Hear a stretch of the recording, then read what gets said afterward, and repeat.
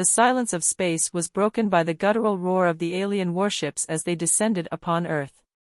The Carrack, a ruthless alien race known for their unrelenting conquests, had set their eyes on humanity. They believed Earth, a small, insignificant blue planet, would be an easy target. They had done their research, studied humanity's history, its weaknesses, and its desperation. But they had never accounted for one thing: the human spirit. The Carrack fleet arrived without warning, their warships darkening the skies like a cloud of locusts. It wasn't the first time an alien race had invaded Earth, but this time, the Carrack came with a brutality unmatched by any foe humanity had faced before.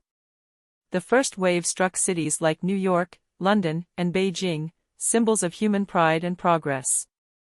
They tore through the cities with an efficiency that left no survivors. Thousands of buildings crumbled in moments, and millions of lives were extinguished in the blink of an eye. But the Carrack's cruelest act was yet to come. On the outskirts of New York, in a secret military base where 12 civilians had been taken captive for questioning, ordinary people, caught in the wrong place at the wrong time, the Carrack made their statement. They executed these civilians without hesitation, broadcasting their deaths across the galaxy as a message to Earth: resist, and you will be destroyed. The video footage of their brutal slaughter was broadcast across the world, every screen in every home displaying the twisted faces of the Carrack warriors as they pulled the trigger. The message was clear: Earth was nothing compared to their empire. Humanity was a mere nuisance. A species too primitive to stand against the might of the Carrack. The world watched in horror. But what the Carrack didn't expect was the fury they had unleashed. The death of those 12 humans, their blood spilled in the streets, was a spark that ignited something deep within every human being. It wasn't just a thirst for revenge. It was a hunger for justice. A need to protect what they had built, and what they would never give up without a fight. In the wake of the Carrack's invasion, humanity united in a way it had never done before. Nations that had once been fractured and divided now stood together, pooling resources, sharing technology, and drafting plans for retaliation. Every corner of the Earth, whether it was a military base or a quiet corner of a home, became a factory for weapons. Earth's scientists, engineers, and military leaders worked day and night to create something that would show the Carrack just how wrong they were. Humanity was not weak. Humanity was not easily crushed. And when the first human strike force launched against the Carrack fleet, it was clear: this wasn't just about revenge. This was about survival. Humanity had something the Carrack would never understand: resolve. And that resolve would turn the tide of this war. The retaliation came faster than the Carrack could have anticipated. What was meant to be a swift and overwhelming invasion had turned into a war, one that Earth had no intention of losing. The first strike, a surgical attack on a Carrack shipyard, was humanity's declaration of war. Earth's military had learned quickly, adapting alien technology captured from previous encounters and incorporating it into their own systems. The results were astonishing. General Sarah Hunter, commander of Earth's United Military Forces, stood in front of a massive digital map, the war room lit by the blue glow of holographic screens. Her eyes scanned the layout of the Carrack fleet, watching their movements with calculated precision. This was no longer a fight for survival, it was a fight for the future of humanity. The Carrack had come to Earth thinking they could break the human will with a handful of executions, but they had miscalculated. They had underestimated humanity's capacity to fight back with everything it had. "We're ready to strike again," one of her officers, Lieutenant Markson, said, his voice steady but filled with anticipation. "The Carrack fleet has been scattered after the last attack. Their ships are on the defensive." Hunter nodded, her expression grim. "Good. We keep hitting them. We cripple them. Show them they can't just come into our home and take what they want." She turned toward the tactical officer. "Initiate the next phase of the plan. I want every fleet mobilized. We're not going to stop until we've made them regret ever setting foot in this galaxy." Her orders were followed without hesitation. A fleet of Earth's most advanced warships, retrofitted with Carrack tech, was assembled. They had learned how to bypass Carrick shields, how to fire with unrelenting accuracy, how to outmaneuver their enemies. The Carrick, who had once been seen as unstoppable, were now forced to retreat, one ship at a time. Each victory fueled humanity's resolve. Every destroyed Carrick vessel was not just a battle won, it was a message to the invaders: you don't know what you've awakened. Meanwhile, in the heart of the Carrick fleet, the once proud warlord, Chaz-Zar, fumed with rage. His advisors, once confident in their superiority, now came to him with grim reports of the human resistance. The Carrick had been dealing with rebellious species for eons, but nothing had prepared them for what they were facing now. Humanity was no ordinary opponent. They were relentless. They adapted. And every time the Carrick thought they had the upper hand, humanity found a way to counter. "They're everywhere," Chaz-Zar hissed, his claws digging into the armrest of his throne. "How are they doing this? How have they turned the tables so quickly?" One of his commanders, Still, stepped forward, a nervous tension radiating from his thin, alien form. "Commander, the humans have developed new weapons, advanced energy disruptors, gravity bombs. They're attacking our supply lines. Every time we think we have them cornered, they break free and strike again." "Break free?" Chaz-Zar growled, his eyes narrowing with fury. "They're not breaking free. They're hitting us where it hurts. This is not just an uprising. It's an organized rebellion. These humans, they're fighting back." Still hesitated for a moment, then spoke cautiously. "Commander, we've intercepted a new transmission from Earth. It's a threat, a warning. They say if we don't retreat immediately, they will launch a full-scale offensive to annihilate us. They claim they have the firepower to do it." Chaz-Zar's face contorted with rage. "Annihilate us? They don't have the power to destroy us. We've wiped out species with armies far larger than theirs. No, this is a bluff, Still. But we will make them pay for this insolence." He turned toward the massive hologram of Earth's forces displayed before him, his eyes narrowing. "Prepare the fleet for the final assault. We will crush them once and for all." But as Chaz-Zar prepared for the final blow, something in the back of his mind gnawed at him. He couldn't shake the thought: what if they weren't bluffing? Back on Earth, General Hunter's strategy had already set the wheels of retaliation in motion. Human forces had begun to assemble in force, ready to meet the Carrick head-on. The time for negotiations, for peace, was over. The Carrick had drawn first blood, and now humanity would make them pay the ultimate price. Sarah Hunter's voice crackled through the comms as her fleet advanced toward the Carrick stronghold. "This is our final push. No mercy. No retreat. We show them that this is our planet. We fight for every human life, and we fight for those 12 we lost." Her words echoed across the fleet, every ship, every soldier, every civilian hearing the call to arms. The planet, once on the brink of despair, now stood united, ready to strike back with everything they had. The Carrick had killed 12 humans, but humanity would kill millions of them. The war had escalated beyond what the Carrick had anticipated. General Sarah Hunter stood on the bridge of the flagship, the Earth's main warship, as she watched the Carrick stronghold slowly appear on the tactical screen. It was a massive orbital fortress, bristling with weaponry, shielded by layers of technology far beyond anything humanity had ever seen. But after months of relentless warfare, Sarah knew one thing: the Carrick were not invincible. They had come to Earth, killed her people, and believed they could wipe humanity out without consequences. Now, they would face the consequences. "Fleet Commander Markson," Sarah said, her voice steady. "We've pushed them to the edge. Now, we end it. All ships, prepare for the final assault." Markson, standing beside her, nodded without hesitation. "Understood, General. We've coordinated the final attack strategies with every fleet unit. We'll hit them on all fronts."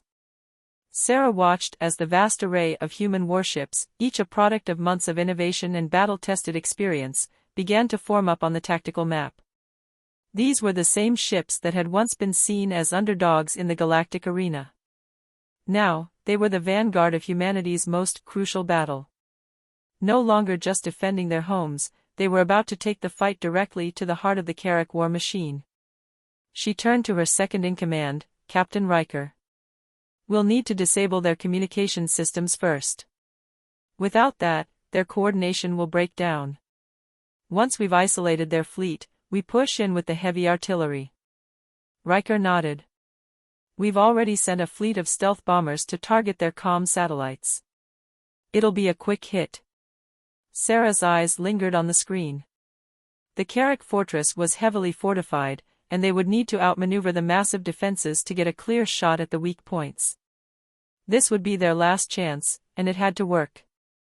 The first wave of bombers shot toward the Carrack stronghold, their sleek forms cutting through space with precision. The Carrack detected the incoming attack, and a flurry of defensive fire erupted from the fortress, lighting up the void with laser blasts. The bombers zigzagged, weaving between the oncoming fire as their payloads went off, shattering the communications grid on the Carrack flagship and disrupting the entire Carrack fleet. On the bridge, Sarah watched as their comm channels went dead, their sensors scrambled. The Carrack fleet was now in disarray, unable to communicate with each other effectively. This was their moment. "Now, Captain," Sarah ordered, her voice cutting through the tension in the air. "Hit them with everything we've got." The Earth fleet surged forward, firing all its weapons. The skies erupted in an explosion of light as the fleet's cannons opened up on the Carrack fortress. The first salvo hit with unrelenting force, tearing through the outer defenses and creating massive breaches in the fortress's hull. The Carrack, stunned by the sudden loss of communication and the overwhelming assault, began to scatter. But the Carrack weren't ready to give up. Their retaliation came quickly. Hundreds of Carrack ships, once disorganized, now rallied around their flagship, launching a final counterattack. The remaining Carrack warships formed a battle line, their weapons charging with deadly precision. Earth's fleet, though initially dominant, now faced the full fury of the Carrack's last stand. "General, we're taking heavy fire on the left flank," Markson reported, his voice filled with urgency. "We need backup or we'll be overwhelmed." Sarah's mind raced. The Carrack were fighting like cornered animals, desperate and savage. She could see the humanity in their fear, the realization that their empire was crumbling. They weren't just fighting for dominance now, they were fighting for survival, for their very existence. But humanity had already shown them that survival wasn't guaranteed. "We need to break their lines," Sarah said, determination hardening her features. "Launch the second wave. All remaining bombers, aim for the Carrack engines. We hit them there, and they won't be able to escape." As the next wave of bombers launched, Sarah looked out at the carnage unfolding. The battlefield had turned into a deadly dance of light and explosions. Ships from both sides were taking devastating hits. Human warships were battered, but the Carrack were worse off. The Carrack flagship, once the pride of their empire, was now a twisted, burning husk, riddled with holes from the bombardment. Then, the message came through. It wasn't a communication from the Carrack, it was a transmission from General Chazar himself. The image flickered to life on Sarah's screen. Chazar stood tall, his eyes narrowed with fury. His dark, reptilian face was filled with both defiance and desperation. "You think this will break us?" Chazar growled. "We will fight until the last ship falls.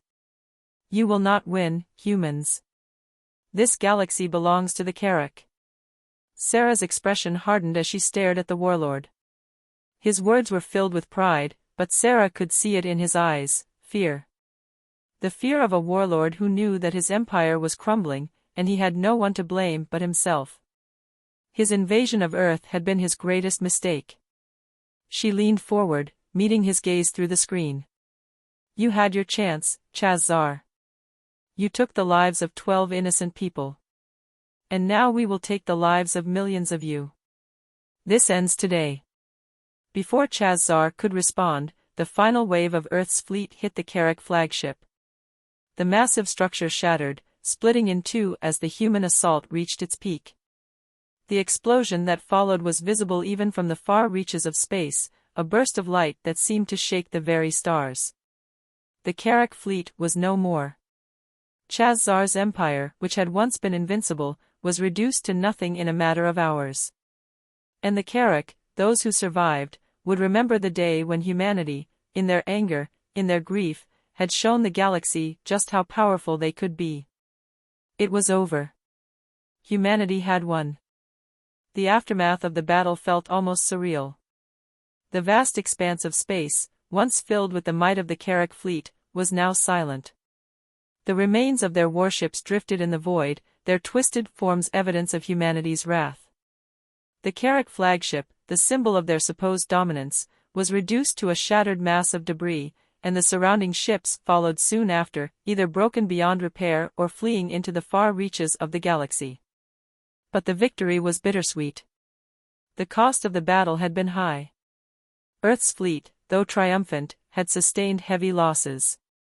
Dozens of ships were lost, their crews never to return. The devastation on Earth itself, though not as catastrophic as the Carrack had hoped, was still devastating. The cities that had once stood as symbols of human achievement were now in ruins, their foundations shaken by the onslaught. The 12 civilians who had been executed by the Carrack would never be forgotten, their deaths still fresh in the minds of every surviving soldier, every grieving family member, every person who had lost something dear. General Sarah Hunter stood in the command room, the quiet hum of the ship's systems filling the space around her. The battle was won, but the war, if it could ever truly be called over, had left deep scars. "General, we've received the final reports from all fleets," Lieutenant Markson said, breaking the silence. "The Carrack fleet is scattered, and their remaining forces have either retreated or been neutralized." "We've won." Sarah nodded, but her face remained grim. "We've won, yes. But at what cost?" "We lost a lot of good people," Markson replied, his voice low. "But we also sent a message. The galaxy knows what happened here today. Humanity isn't to be underestimated anymore. We've proven that." Sarah's eyes narrowed as she stared at the view of Earth below, a distant blue marble suspended in the black void of space. It was a symbol of everything they had fought for, everything they had protected. It was the future of humankind, and it had survived. For now. But Sarah knew that Earth's victory wasn't just about the Carrack. This battle had set a precedent for the galaxy. The human race had shown that they would not bow down, that they would not be broken, no matter the cost. They had proven that there was a price to pay for underestimating humanity's resolve. The Carrack had come to Earth thinking it was a minor threat, an insignificant species to be wiped out with ease. They had killed 12 innocent humans to make an example, to strike fear into the hearts of those who would resist them. They had thought that their strength would bend humanity to their will. But they had underestimated humanity's spirit. "We should begin repairs on the fleet immediately," Markson continued. "And I'll have the memorials prepared for the fallen. There are many who will want to honor those who gave their lives for this victory." "Make sure we have a global broadcast," Sarah said, her voice firm. "We'll honor them, yes. But we will also remind the galaxy that humanity stands united. We will rebuild from this. We will rise again, and we will make sure this never happens again." As she said the words, she knew they weren't just for her soldiers, her people, they were for the galaxy. The Carrack may have fallen today, but Sarah knew that other empires, other species, were watching. This battle had put the entire galaxy on notice. Humanity was no longer a passive bystander in the cosmic struggle for power. They were a force to be reckoned with. Back on Earth, the survivors celebrated their victory, their eyes turned toward the future. But even as the celebrations filled the air, the survivors remembered the 12 who had been sacrificed, the first to fall in this battle that would echo through the stars for centuries. Humanity had paid the price, but they had won the galaxy's respect. They had shown the universe what it truly meant to be human. And from the ashes of their enemies, they would rebuild. The Carrack had killed 12 humans. But humanity had killed millions of them. And this was only the beginning.